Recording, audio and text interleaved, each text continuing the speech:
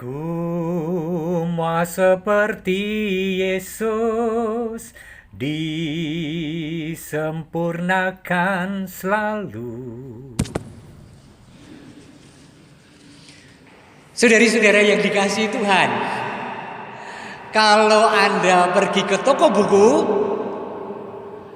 lalu ke bagian cerita anak-anak dan rohani, ada banyak buku-buku tentang Santo Yusuf, tentang Raja Daud, tentang Bapak Abraham, dan salah satunya yang tidak pernah ketinggalan adalah kisah tentang Nabi Yunus.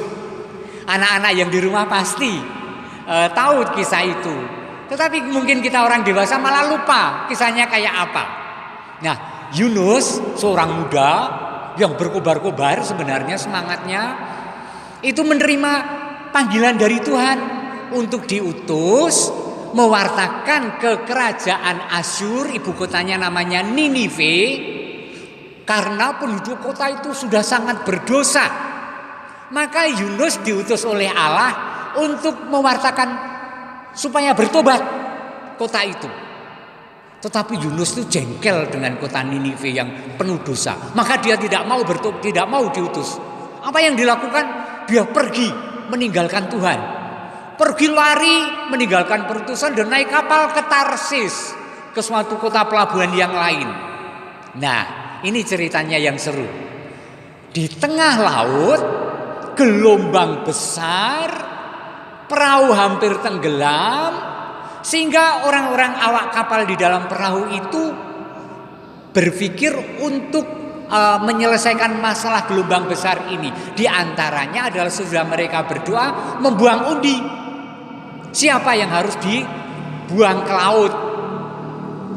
Yunus menawarkan diri. Aku saja. Lu kenapa kamu?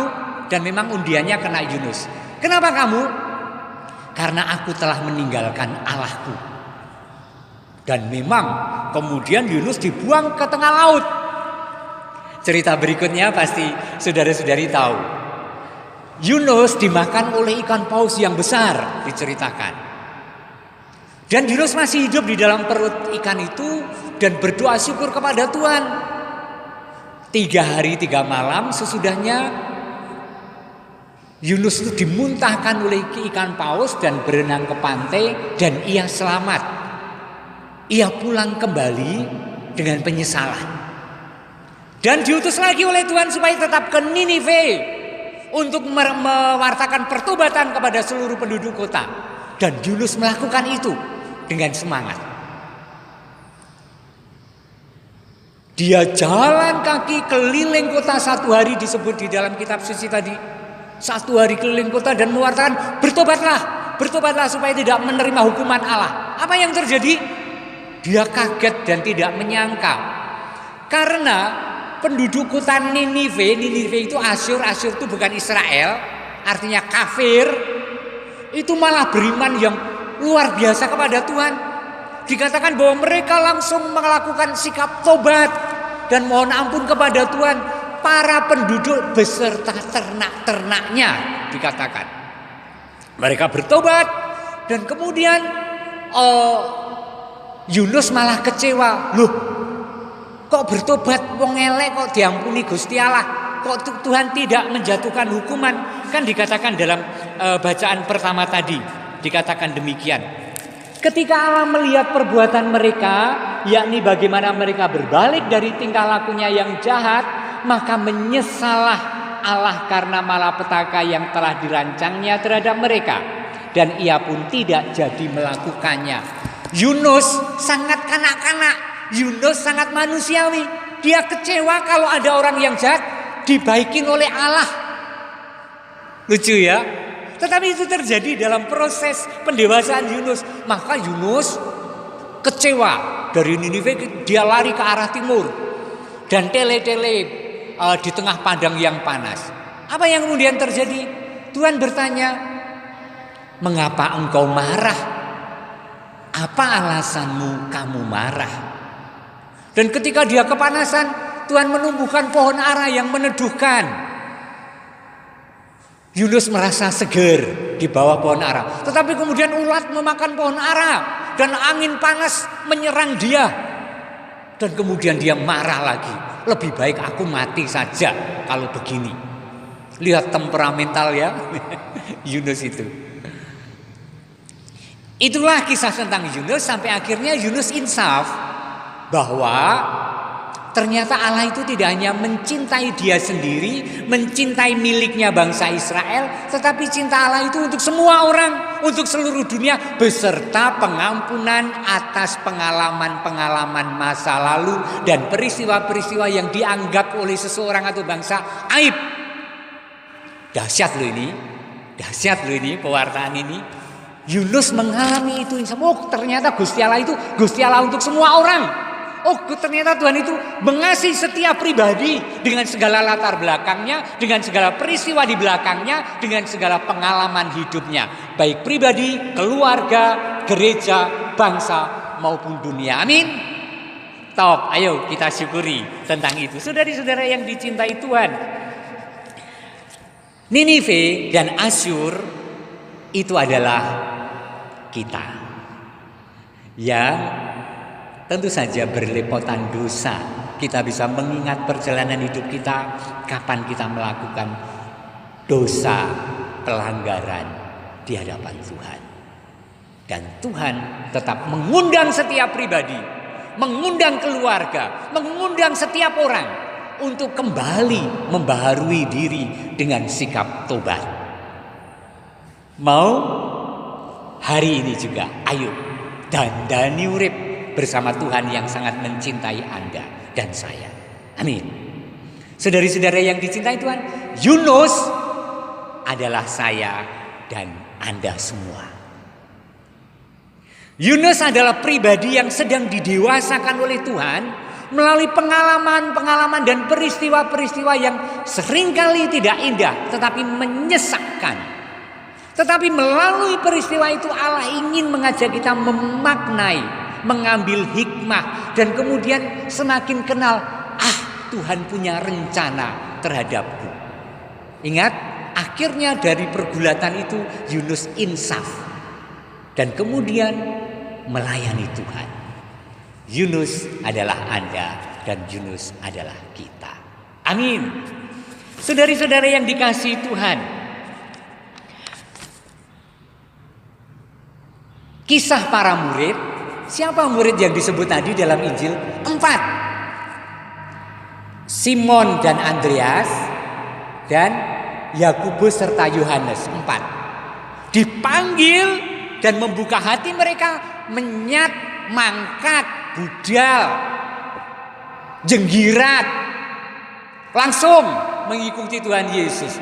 Apakah mereka sungguh sudah sempurna? Tidak.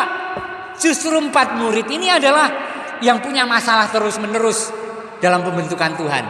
Lihat, luar biasa loh ini, ya. Lihat Petrus berapa kali menyangkal Yesus. Ketika Tuhan Yesus membutuhkan dukungan dan kekuatan dari dia waktu diadili dan disiksa, Petrus dari jauh melihat, malu, dan ketika orang bertanya, "Hei, kamu muridnya orang itu?" Apa yang dikatakan Petrus? "Aku tidak kenal dia." Kurang ajar kan? Itu Petrus. Tetapi Yesus tidak pernah kurang mengasihi Petrus dan dipercaya menjadi pemimpin gereja pertama. Luar biasa Petrus. Oke, sekarang Yakobus dan Yohanes seperti apa dia? Penuh ambisi bersama kedua orang tuanya. Ketika Yesus berbicara tentang salib yang harus dipikul, mereka tiba-tiba menyela, "Tuhan, nanti kalau Tuhan sudah dalam kemuliaan, tolong deh anak saya 2 ini," orang tuanya. Supaya mereka yang satu jadi menteri dan yang satu menjadi Kapolri. Lihat ambisi murid-murid yang terus-menerus dibentuk oleh Tuhan melalui peristiwa dan peristiwa yang seringkali tidak mengenakan. Dan akhirnya mereka punya daya tahan, kesaksian dan pewartaan sesudah kebangkitan Tuhan Yesus. Luar biasa. Bagaikan bejana siap dibentuk, demikian hidupku di tanganmu. dengan urapan kuasa rohmu, ku dibaharui selalu.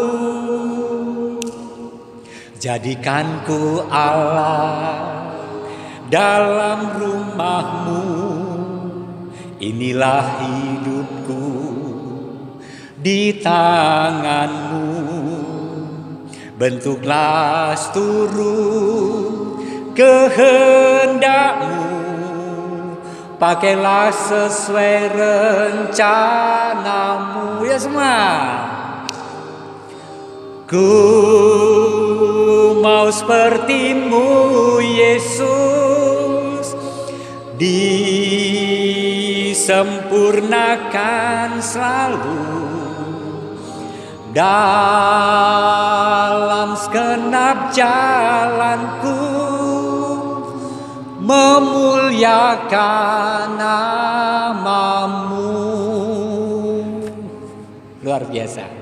Dalam segenap jalan aku dibentuk oleh Tuhan, dan 3 syarat untuk didewasakan di dalam iman kepada Tuhan. 1, mensyukuri peristiwa yang berlangsung dalam waktu. Jadi pendewasaan itu melalui waktu. Sabarlah untuk menanggung satu perkara, untuk tidak lari dari apa yang kita hadapi. 2, terbuka hati pada Allah yang bekerja. Membuka hati, jadi Allah butuh kerjasama dengan kita. Allah bekerja untuk kita, kita membuka hati untuk menerima makna kehidupan, peristiwa dan pengalaman, untuk melihat bersama Tuhan. 3, terakhir yang terpenting, mengandalkan Roh Kudus yang akan menyelesaikan, yang akan memimpin pada rumput yang hijau, pada jalan yang lurus, pada air yang tenang kehidupan. Amin. Terakhir sekali, saya ingin mengajak Anda untuk melihat yang sangat inspiratif dari cerita yang saya buka di YouTube. Sriwijaya Air kecelakaan dan semua wafat. Nah, ada pasutri, pasangan suami istri dari Ketapang yang juga wafat. Kemudian di gereja anaknya yang masih muda, masih belia, namanya kalau tidak ada salah Tania, dengan runtut berterima kasih atas semua pihak, dan kemudian memberi kesaksian tentang ibu dan bapaknya yang memberi kekuatan hidup melalui pendidikan iman untuk selalu mengandalkan Allah di dalam kehidupan, untuk bermurah hati kepada siapapun, untuk sungguh-sungguh menikmati, merayakan hidup bersama orang-orang lain sesama yang membutuhkan bantuan dan aneka hal. Pokoknya luar biasa. Dikatakan bahwa bapak ibunya adalah pasangan yang sangat setia, satu terhadap yang lain, harmonis. Itulah kenapa Tuhan tidak mau memanggil mereka satu, tetapi dua-duanya dipanggil Tuhan. Itu kesaksian anaknya yang masih belia ya. Dan kemudian dia mengatakan, kami sangat bersyukur diberi orang tua semacam itu untuk terus mengandalkan Tuhan, dan kami memang mengandalkan Tuhan juga pada peristiwa yang bagi banyak orang pahit seperti ini menjadi semakin nyata. Tuhan yang hadir, Tuhan yang menghibur, Tuhan yang menjadi kekuatan kami. Tuhan punya rencana terhadap kami. Hebat ya. Kalau Anda ingin linknya nanti saya kirimkan. Ayo, nikmati proses hidup, proses pembentukan Allah, juga melalui peristiwa dan pengalaman pahit, getir dan manis, dan terbuka pada Allah dan Roh Kudus yang membentuk kita masing-masing untuk mengalami kedewasaan iman, iman yang menggembirakan, iman yang memberkati banyak orang. Amin. Kemuliaan kepada Bapa dan Putra dan Roh Kudus, seperti pada permulaan, sekarang, selalu dan sepanjang segala abad.